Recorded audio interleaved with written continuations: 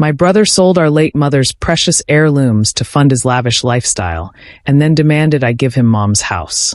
I shut him down in front of everyone and finally reclaimed my peace. I'm a 32-year-old woman, and my older brother, who's 35, has been the bane of my existence for as long as I can remember.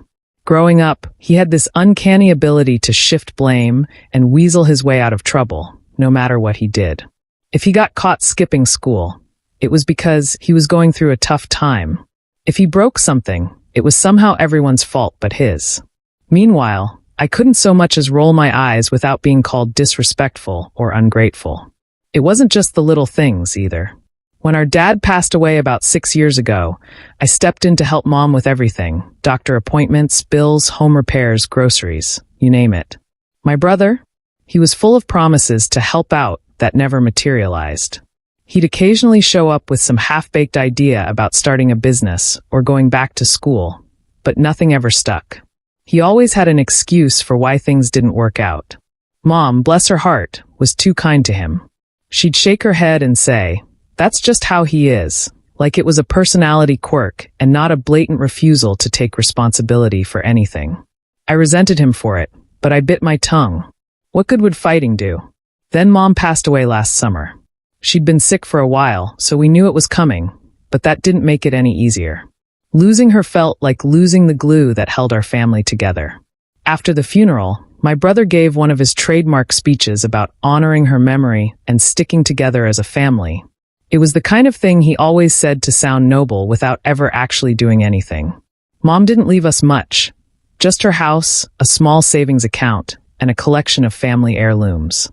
These heirlooms weren't just random antiques. They were pieces of our family's history. There was her wedding ring, some vintage jewelry, rare coins, and other sentimental items that had been passed down for generations. She'd always been clear about wanting to keep these things in the family. My brother and I agreed to store the heirlooms in a storage unit until we figured out what to do with them. At least, I thought we'd agreed. A few months later, I decided to visit the storage unit to take inventory and see what needed to be appraised. When I got there, the place was empty. Not a single item was left. For a moment, I thought I'd gone to the wrong unit. I double-checked the number, retraced my steps, and even asked the manager if there'd been a mistake. The manager confirmed that my brother had cleared out the unit the week before. I felt like I was losing my mind. I called him immediately, and of course, he didn't answer. I left a voicemail demanding to know what the hell was going on. Hours later, he finally called back, sounding completely unbothered. "Oh yeah," he said casually. "I sold some of the stuff. I needed the money." It took me a second to process what he'd just said. I asked him what he meant by some of the stuff, and he just laughed like it was no big deal. "Relax," he said. "I didn't sell all of it. Just what I needed to pay off some debts." I asked if he had any idea what he'd done. He started listing off all the bills he'd had to pay, like credit card debt and overdue utilities, but then admitted he'd also splurged on some new clothes and a weekend getaway with his girlfriend. The rest, he said, went into a crypto investment that apparently didn't pan out. I lost it. I told him he had no right to sell any of Mom's things, let alone the heirlooms she specifically wanted to stay in the family. He brushed me off, saying I was overreacting and that Mom wouldn't have wanted us fighting over a bunch of old junk. That was the last straw for me. For years, I'd put up with his nonsense, but this was too far. I hung up on him and didn't speak to him for weeks. During that time, I looked into whether I could take legal action to recover anything. Unfortunately, the storage unit had been under both of our names, so technically he had the right to sell the items.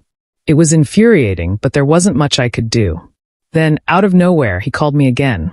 "Hey," he started, as if nothing had happened. "I know you're still mad about the heirlooms, but I really need your help." I couldn't believe he had the nerve to ask me for anything.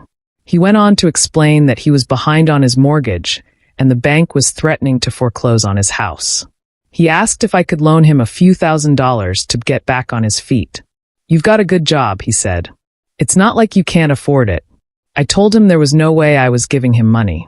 He tried to guilt-trip me, saying that family helps family and that I was being selfish. I told him he was the selfish one for selling Mom's belongings and spending the money like it was play money. A week later, he showed up at my house unannounced. He started with the same sob story about the mortgage, but when I shut him down again, he changed tactics. "You're living in Mom's house rent-free," he said. "It's not fair. We should sell it and split the money." I told him the house had been willed to me outright. He said that didn't matter because Mom would have wanted us to share everything equally. When I refused to entertain the idea, he asked if he could at least move in. "You don't need all this space," he said. "You're just being greedy." I told him to leave and not come back unless he planned on apologizing and making things right. That didn't stop him from finding new ways to push his agenda. One day, he called me with another brilliant idea. "Why don't you babysit my kids on the weekends?" he asked. "It'll give me time to catch up on work and get my life back on track. Plus, you'll love spending more time with your niece and nephew." I told him no. He accused me of being selfish again, saying I didn't understand how hard it was to be a parent. I told him that wasn't my problem. Then he started asking if I could get him a job at my company.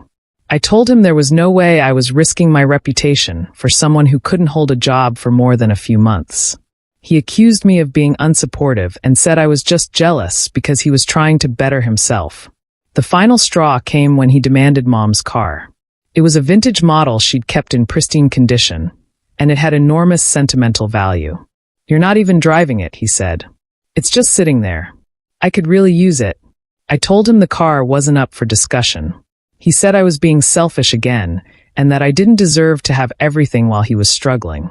I ended up moving the car to a secure storage facility and changing the locks on my garage, just in case he decided to take it anyway. The last time I saw him was at a family birthday party. He started telling everyone about how hard his life had been and how I wasn't willing to help him. I finally snapped. "You're struggling because of your own decisions," I said in front of everyone.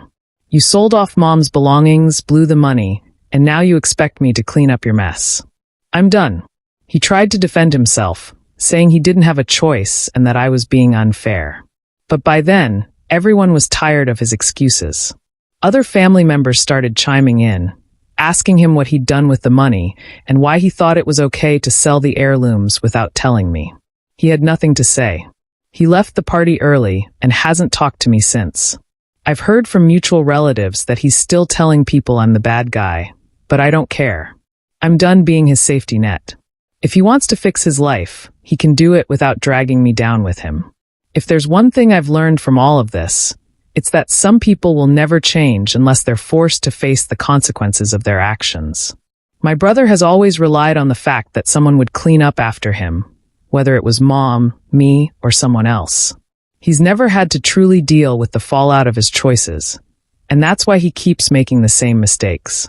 At first, I felt guilty for cutting him off. I kept thinking about all the things Mom used to say about family being the most important thing and how we needed to stick together. But then I realized that enabling him wasn't the same as supporting him. I wasn't helping him by bailing him out. I was just letting him continue to take advantage of me. Now I'm focusing on rebuilding my own life. I'm still living in Mom's house, but I've started to make it my own. I've gone through old photo albums, framed some of her favorite pictures, and even started working on a garden in the backyard, something she always wanted to do, but never got around to. As for the heirlooms, I'll never get them back, and that hurts. But I've come to terms with the fact that they're just things. The memories I have of Mom, the values she instilled in me, and the love she gave me, those are the things that really matter.